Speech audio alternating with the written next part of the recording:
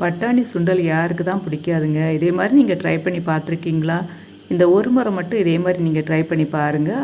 அதுக்கப்புறம் அடிக்கடி இந்த மாதிரி தான் நீங்கள் பட்டாணி சுண்டல் செய்து சாப்பிடுவீங்க. வாங்க நம்ம எப்படி செய்கிறோன்னு பார்க்கலாம். பட்டாணி 6 மணி நேரத்துக்கு முன்னாடியே நான் ஊற வச்சு எடுத்து வச்சுருக்கிறேன். இதில் கொஞ்சம் நம்ம உப்பு போட்டு வேக வைக்கணும். பட்டாணி வேக வைக்கும்போது பார்த்துக்கணும், ஒவ்வொரு பட்டாணியும் ஒவ்வொரு விதமாக வேகும். ஒரு சிலது 3 விசில்லே வெந்துடும், ஒரு சிலது 1 விசில்லே வெந்துடும். அதனால் அதுக்கேற்றபடி பார்த்து வேக வச்சு எடுத்துக்கோங்க.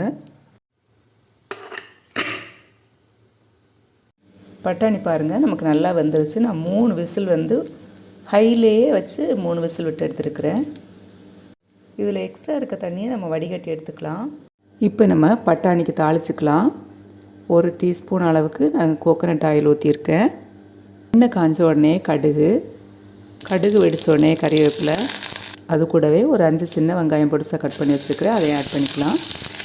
வரமிளகாய் 1, எல்லாத்தையும் மிக்ஸ் பண்ணி விட்டுக்கலாம், வதங்கட்டும்.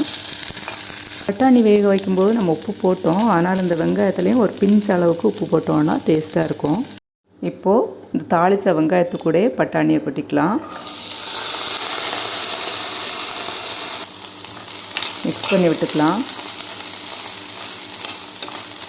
இது கூட தேங்காய் பூ சேர்த்துக்கோங்க.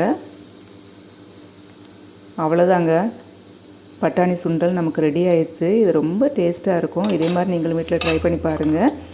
இது எல்லாமே ஈவினிங் ஸ்நாக்ஸுக்கு நீங்கள் வச்சுக்கிட்டிங்கன்னா நமக்கு ப்ரோட்டீன் சத்தும் கிடைக்கும், செய்கிறதும் ஈஸி.